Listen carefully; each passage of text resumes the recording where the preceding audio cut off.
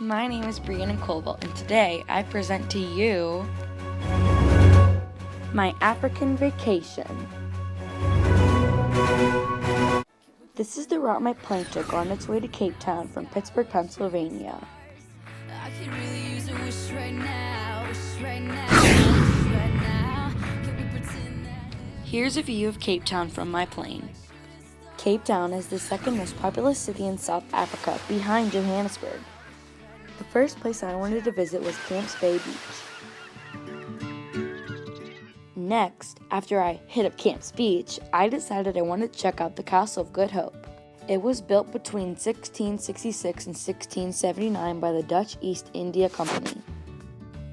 The castle is the oldest existing colonial building in South Africa. Then, after I checked out the Castle of Good Hope, I decided to take the aerial cable lift up Table Mountain.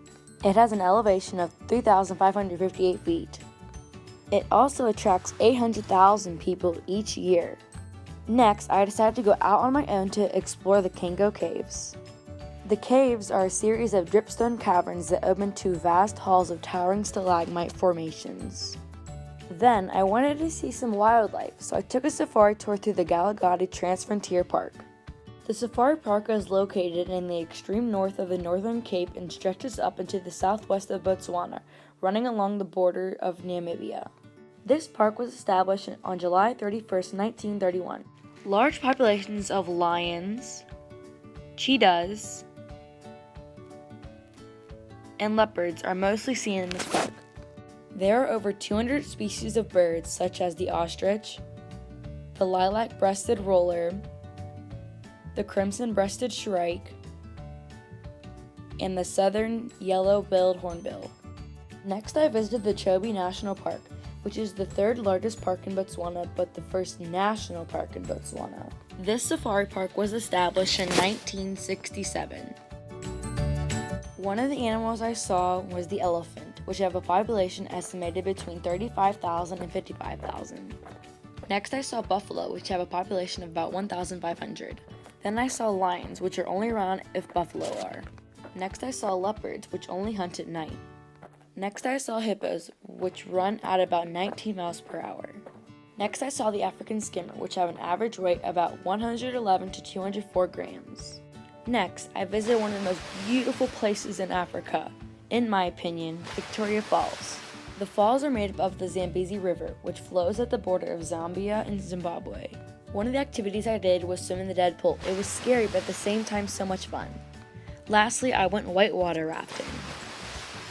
Next, I visited the Kabale Forest National Park. During the tour, we came across chimpanzees, black and white colobus monkeys, red-tailed monkeys, and gray-cheeked mangabey monkeys. There were a lot of strict rules, such as no children under the age of 12 are allowed in, people with diseases are not permitted in, and no flash photography. But I was able to sneak in a couple pics here and there.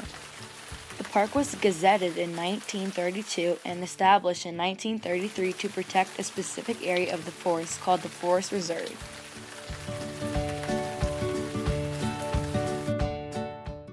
Next, I visited Nairobi, which is not only Kenya's capital city, but also the safari capital of Africa. When I think of a city, I usually think of wealthy and rich people living in it, which this is what this picture shows. But I would never think about this part of it.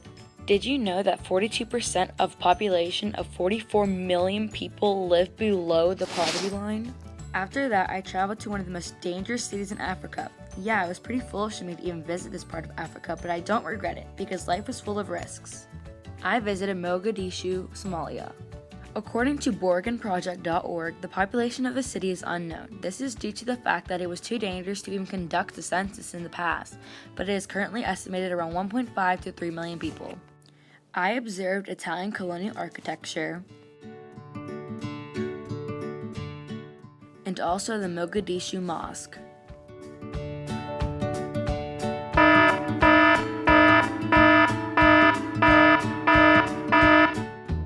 My final destination was Timbuktu in Mali. Then I visited their mosque, which was built in 1327 BC.